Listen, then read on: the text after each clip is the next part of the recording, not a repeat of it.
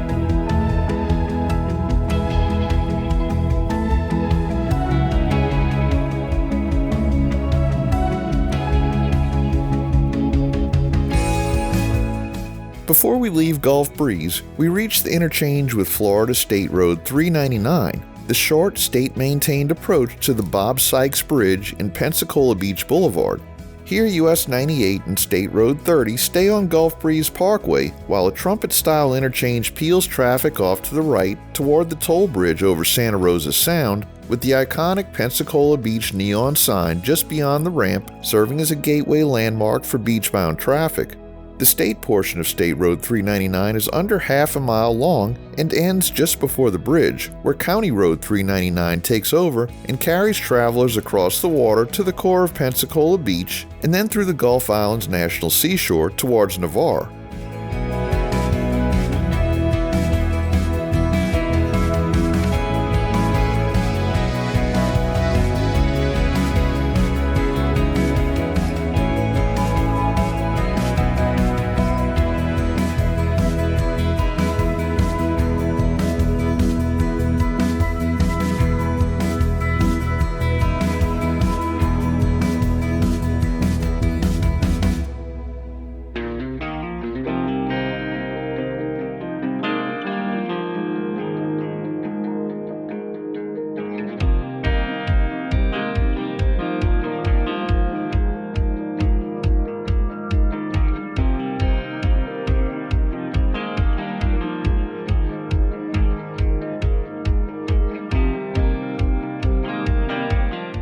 As we continue east out of the main part of Gulf Breeze, US 98 briefly runs alongside the naval live oaks area of Gulf Islands National Seashore, where longleaf pine forest and protected coastal habitat stretch down towards Santa Rosa Sound on the south side of the road. This preserved landscape recalls the days when live oaks from this area were highly valued for wooden shipbuilding, and today it provides trails, picnic areas, and bayfront access just a short turn off the highway. Once we leave the park boundary, US 98 quickly transitions back into a typical suburban arterial with strip shopping centers, gas stations, and subdivision entrances lining both sides of the route as we head toward the next named communities.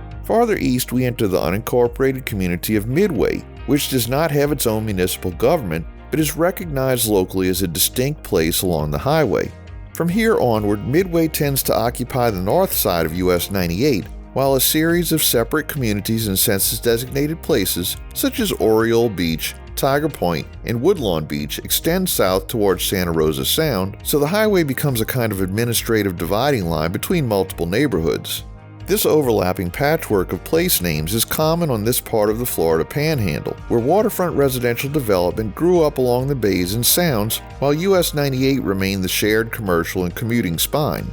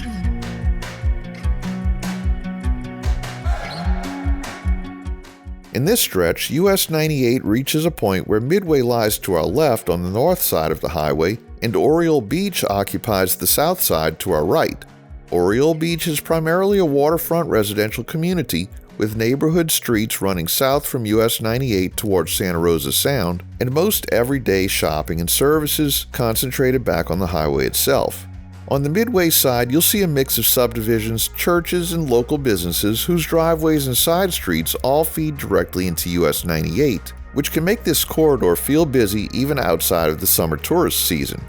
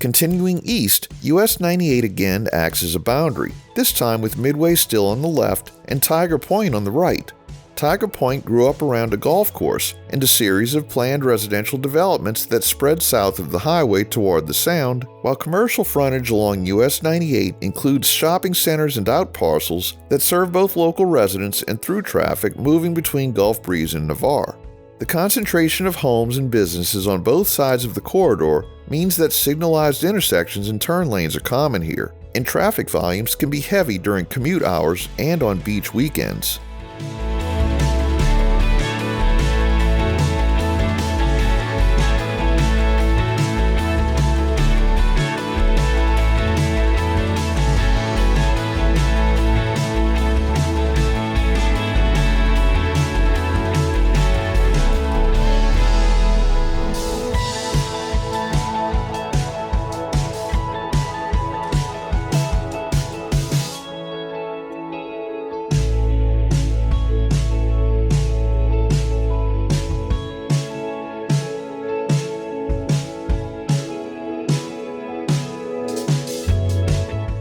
short distance ahead, we reach the southern terminus of Florida State Road 281, which meets US 98 here and continues north as Avalon Boulevard. State Road 281 runs roughly 16 miles from this junction up across the tolled Garcon Point Bridge to US 90 near the I-10 corridor, providing a north-south arterial that links to the US 98 coastal communities with inland routes in the interstate. For drivers, State Road 281 and the Garcon Point Bridge offer an alternate path between the Pensacola area and points east on I-10, as well as another hurricane evacuation route for residents along Santa Rosa Sound and on Santa Rosa Island.